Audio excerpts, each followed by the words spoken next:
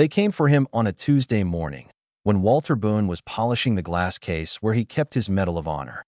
81 years old, hands trembling from age, not fear.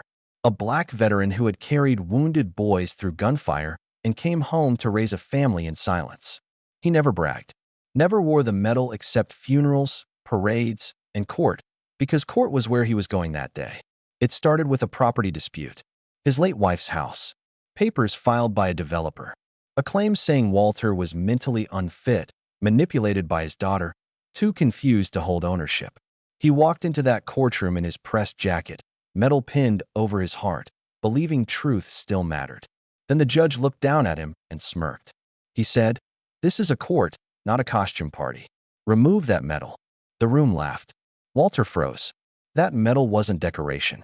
It covered a scar where shrapnel entered his chest.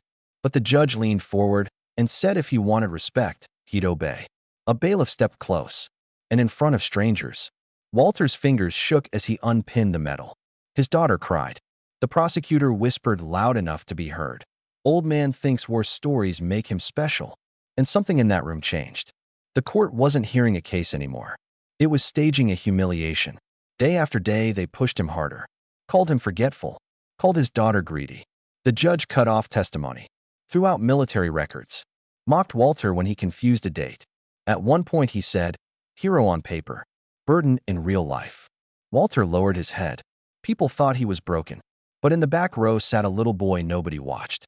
His grandson, Isaiah, 11 years old, quiet, drawing in a notebook. Because Walter had given him something weeks before. A diary, small leather book from the war. Said, "If they ever call me a liar, open it." No one knew. Final hearing came packed. Developers smiling. Reporters waiting. Judge ready to rule Walter incompetent. Then the judge asked if anyone had anything further. A child's voice said, "I do." Laughter again. But Isaiah walked forward holding the diary. He read one line. Not from Walter. From the man Walter saved in combat. A wounded white lieutenant who later became the judge's dead father. Silence. Isaiah kept reading. A passage describing how Walter carried the man through fire after being ordered to leave him. How that lieutenant wrote, "If my son ever wears a robe of justice, tell him he lives because a black soldier refused to obey an unjust command." The judge turned pale. Then Isaiah held up a photo folded in the diary. His father, young, bleeding, Walter beside him. And then came the twist nobody expected. The court clerk stood up shaking. She said she had been told to hide the military commendation records from evidence. Ordered by the judge.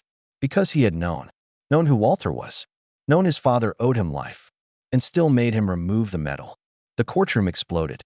The prosecutor backed away. Reporters rushed out. The judge tried to speak, but his voice cracked. Before sunset, judicial misconduct investigators entered his chambers. The property claim collapsed. The developer was charged. Walter's medal was returned to him in open court, pinned back on by the same bailiff who had taken it. And when the disgraced judge stood before removal proceedings, he looked at Walter Boone and whispered, "I dishonored my father." Walter said only one thing. "You forced me to remove a medal," and uncovered the man who never deserved the bench.